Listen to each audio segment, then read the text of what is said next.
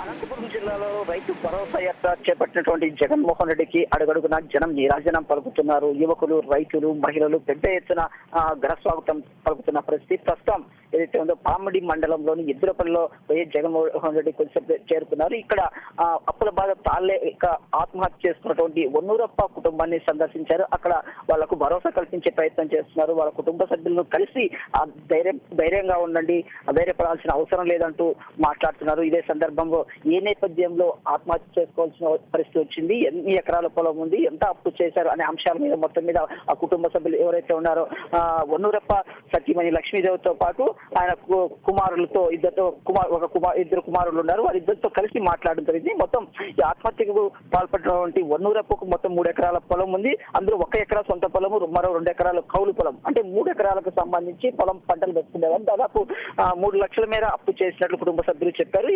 ఆ మేరకు కూడా అప్పులు ఇచ్చిన వాళ్ళు కూడా సకాలంలో చెల్లించాలంటూ అధిక వడ్డీలు వేసినప్పటికీ కూడా ఇవ్వాలంటూ డిమాండ్ చేసేవారు. ఈ నేపథ్యంలోనే గత ఏడాది డిసెంబర్ 3వ తారీఖున వన్నూరప్ప తన పంట పొలంలో ఏదైతే ఉందో పత్తి చేలోనే దయనీయమైన పరిస్థితిలో పురుగుల మందు తాగి ఆత్మహత్యకు పాల్పడ్డారు. తీవ్రమైనటువంటి కరువు నేపథ్యంలో ఈ పరిస్థితి స్పష్టంగా అర్థమవుతుంది. మరోవైపు భరోసా కల్పించాల్సిన ప్రభుత్వం మాత్రం ఈ ఆత్మహత్య చేసుకున్న వారికి కావచ్చు, లేకుంటే తీవ్ర ఇబ్బందుల్లో ఉన్న వారికి కావచ్చు, ఇంతవరకు భరోసా కల్పించలేని పరిస్థితి.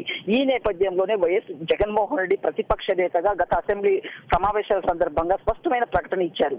ఏదైతే ఉందో ఆత్మహత్యలకు పాల్పడుతున్నటువంటి రైతులకు భరోసా కల్పిస్తాను, ప్రతి ఇంటికి నేను సందర్శిస్తాను, వాళ్ళకు ధైర్యం కల్పిస్తాను అనేసి ఇవ్వడం జరిగింది. అందులో భాగంగానే ఇవాళ చిత్తూరు జిల్లాలో 4 రోజులుగా వైఎస్ జగన్మోహన్ రెడ్డి రైతు భరోసా యాత్ర కొనసాగుతుంది. అడుగడుగునా జగన్మోహన్ రెడ్డికి పెద్ద ఎత్తున స్వాగతం పలుకుతున్నారు. ఎవరైతే జగన్మోహన్ రెడ్డి రైతులకు భరోసా కల్పించడానికి వస్తుంటే జగన్కే భరోసా కల్పిస్తున్న పరిస్థితి. మేము ధైర్యంగా ఉంటాం, మీరు అండగా ఉండారు కాబట్టి, మా సమస్యలు అసెంబ్లీలో లేవనెత్తుతారు కాబట్టి, ప్రభుత్వంపై ఒత్తిడి తెస్తారు కాబట్టి మేము కూడా మీకు దన్నుగా ఉంటామనేసి రైతులు, మహిళలు, యువత పెద్ద ఎత్తున జగన్మోహన్ రెడ్డికే భరోసా ఇస్తున్న పరిస్థితి ఇవాళ చూస్తున్నాం. మనం ఏదైతే 4 రోజులుగా కంటిన్యూగా కొనసాగుతుంది. ఇవాళ రాత్రి పామిడిలో బస్సు చేసినటువంటి వైఎస్ జగన్మోహన్ రెడ్డి ఉదయం 10:30 గంటల ప్రాంతం నుంచి భరోసా యాత్ర కొనసాగుతుంది. అక్కడ నుంచి పామిడితో పాటు అడుగుడున్న ఎద్దులపల్లికి రావాల్సిన దాదాపు 2 గంటల క్రితమే రావాల్సింది. అయితే అడుగడుగున మహిళలతో పాటు రైతులు ఆయనను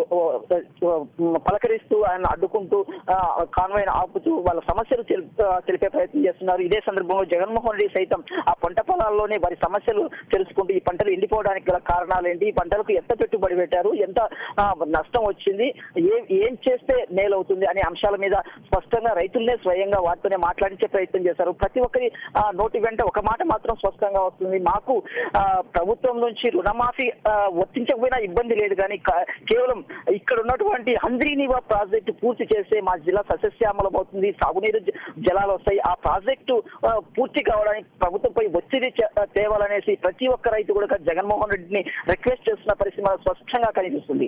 ఈ నేపథ్యంలో జగన్మోహన్ రెడ్డి సైతం ఖచ్చితంగా ఇప్పటికే పలుమార్లు డిమాండ్ చేశారు. ఏదైతే దివంగత ముఖ్యమంత్రి వైఎస్ రాజశేఖర్ ఉన్నప్పుడు దాదాపు 5-6 వేల కోట్ల రూపాయలు ఖర్చు పెట్టారు.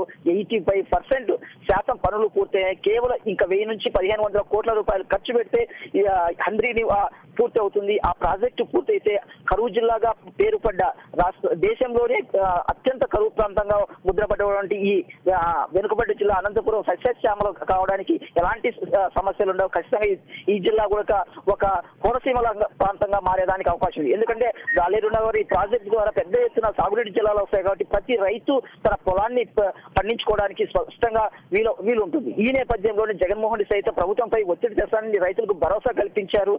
ఖచ్చితంగా మరో 1000 నుంచి 1500 కోట్లు నిధులు ఖర్చు పెడితే ఈ ప్రాజెక్టు పూర్తిగా అవుతుంది కాబట్టి ఉద్యమాలకు సైతం నేను వెనకాడనని ఇప్పటికే జగన్మోహన్ రెడ్డి స్పష్టం చేశారు. ప్రస్తుతం ఏదైతే ఉందో ఎద్దులపల్లిలోని వన్నూరప్ప కుటుంబాన్ని జగన్మోహన్ రెడ్డి పరామర్శిస్తున్నారు, అలాగే భరోసా కల్పిస్తున్నారు. వాళ్ళ కుటుంబ సభ్యుల వివరాలు మొత్తం అడిగారు.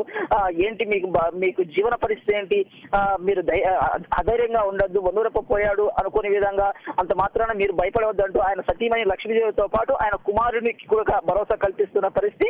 వాళ్ళందరూ కూడా శ్రద్ధగా జగన్మోహన్ రెడ్డి ధైర్యాన్ని వింటున్నారు. చెప్తున్నటువంటి మాటలు వింటున్నప్పుడు వాళ్ళ ముఖాల్లో మనం కూడా చూడొచ్చు స్పష్టంగా ఒక ఆత్మ విశ్వాసం అనేది కొట్టొచ్చినట్లు కనిపిస్తుంది.